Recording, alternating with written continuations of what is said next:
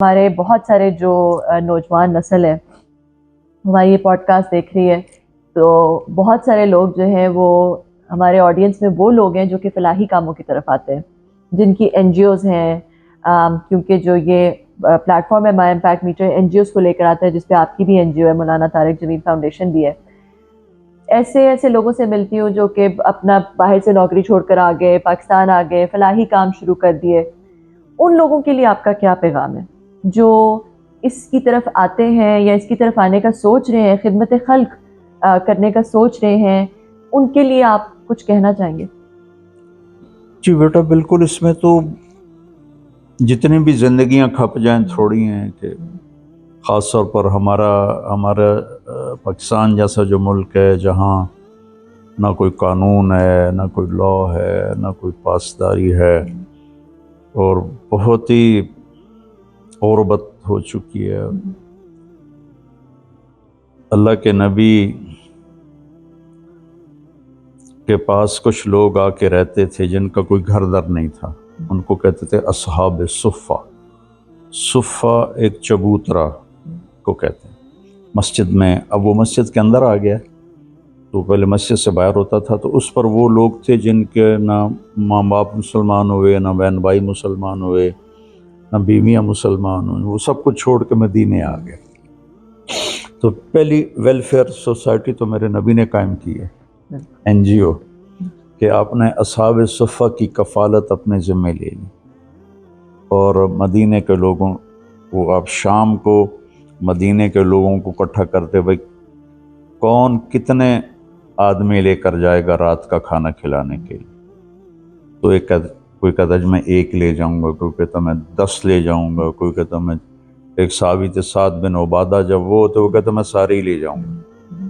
تو یہ تو وہاں سے کام شروع ہوا ہے۔ تو اور پھر ایک دفعہ یمن والوں کا آیا قافلہ آپ سے ملنے کے لیے، وہ اتنے غریب تھے کہ ان کے چہرے کھچے ہوئے، کھال پھٹی ہوئی، کپڑے بھی پھٹے ہوئے، جوتے بھی پھٹے ہوئے۔ تو آپ کا رنگ فک ہو گیا، اور آپ نے اسی وقت مدینے والوں کو اکٹھا کر کے ان کے لیے چندہ کیا، اور ان کے کھانے پینے لباس کا اہتمام اور انتظام کیا۔ تو جو بھی یہ کام کر رہے ہیں وہ اللہ کو راضی کر رہے ہیں، اللہ کو خوش کر رہے ہیں، کہ کسی کی دعا لگے گی اور نسلیں سنور جائیں گی۔ والدین پیسہ چھوڑ کے جاتے ہیں، ضروری نہیں اولاد کے کام آئے، صحیح ہے کہ نہیں؟ صحیح۔ لیکن جو یہ دعائیں ہیں نا، یہ ان کی نسلوں کو سنوار دیں۔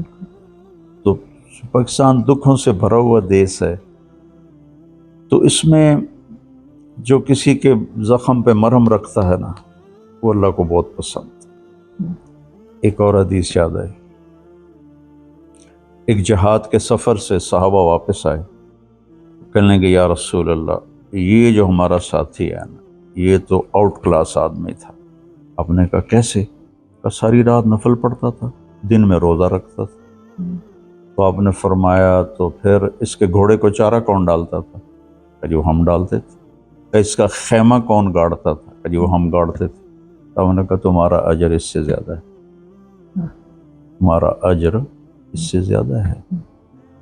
بس اس میں ایک ہو کہ ہم یہ لوگوں کی خدمت اللہ کی رضا کے لیے کر رہے ہیں، اس میں کوئی اپنی شہرت کا یا اپنے دکھاوے کا جذبہ نہ ہو، تو یہ تو بخشش کا راستہ ہے، اور ان کے لیے مبارک ہے جو اس میں اپنی جان لگا رہے ہیں، مال لگا رہے ہیں۔ اللہ تعالیٰ انشاءاللہ ان کو اس کی جزا ضرور اپنے خزانوں سے دے گا۔